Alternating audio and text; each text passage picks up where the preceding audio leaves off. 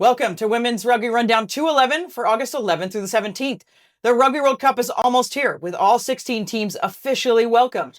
The tournament is set to kick off this Friday, with host England facing the United States, where we'll see the debut of flashing mouthguards for head injury assessments. Scotland continues to deal with a contract dispute, as Rhona Lloyd has stated that more than half of the national squad will be without contracts after the tournament.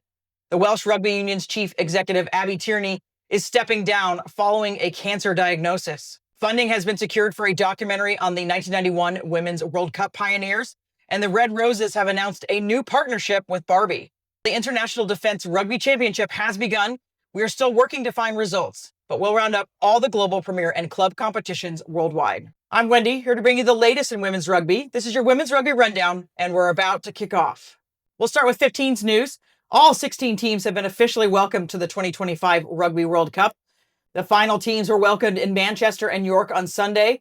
Of course, the tournament kicks off this Friday with England facing the United States. It's a grand opening weekend, as the other matches are Australia versus Samoa, Scotland versus Wales, Canada versus Fiji, France versus Italy, Ireland versus Japan, South Africa versus Brazil, and New Zealand versus Spain. The medals for the eventual winners have been unveiled. They're colorful and they're pretty cool. And ongoing controversies with Scottish rugby, winger Rhona Lloyd has stated that over half of the 32 players selected for the World Cup do not have contracts for after the tournament. This contradicts a previous statement by the SRU that contracting discussions had been concluded. The SRU has since disputed Lloyd's figure without providing a specific number. Lloyd noted that while she has a contract for next season, she is unhappy for the situation for the rest of her team. Mouthguards with flashing red lights will debut at the Women's Rugby World Cup starting this weekend. They will signal a player needs a head injury assessment. If a player sustains a forceful impact, the mouthguard's LED will flash red, immediately alerting the referee. It's a visual indicator. This is an upgrade from the current system, which only alerts a pitchside doctor via Bluetooth. The Red Roses have partnered with Barbie to promote rugby to girls. The collaboration aims to inspire the next generation of players through funding for grassroots programs and powerful storytelling. The partnership launches with branded merchandise, but not dolls, and includes a $25,000 donation to increase access to rugby for girls. The documentary Scrum Queens: The Fight for the First World Rugby Cup chronicles how the pioneers of women's rugby overcame a lack of support and misogyny to organize the first ever Women's Rugby World Cup in 1991.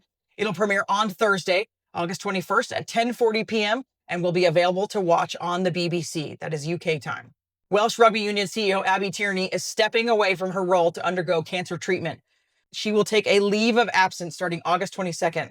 During her time away, Chairman Richard Collier-Keywood will take temporary charge, overseeing the day-to-day operations and a crucial review of the Welsh domestic game, all amid ongoing issues and turbulence within the organization. The first round of the International Defence Rugby Championship, the IDRC, began, but we're having a tough time finding results on their website or social media.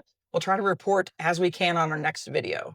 In Premier and Club news, the second round of the Dr. Farah Palmer Cup is in the books, with Canterbury, Manawatu, Cyclones, North Harbour, Northland, Otago, and Waikato all securing victories. Canterbury sits at the top of the table. In the first round of the Arnold Clark Premiership season, Stirling County beat Wissonians 34-17, while the Corstorphine Cougars, Hillhead, Jordan Hill, and Herits also recorded wins. BBC Alba is set to provide free-to-air coverage of Scotland's top domestic rugby competitions, that is the Arnold Clark competition. The channel will broadcast 12 league matches, including the men's and women's final, which will also be available on BBC iPlayer and the BBC Alba YouTube channel. Twickenham Stoop confirmed to host the 2025 Premiership Women's Rugby Final. That does it for us. You can catch all the news on our site at yscrugby.com. Never miss an episode. Subscribe on Spotify, YouTube, Patreon, or on your favorite social media platforms.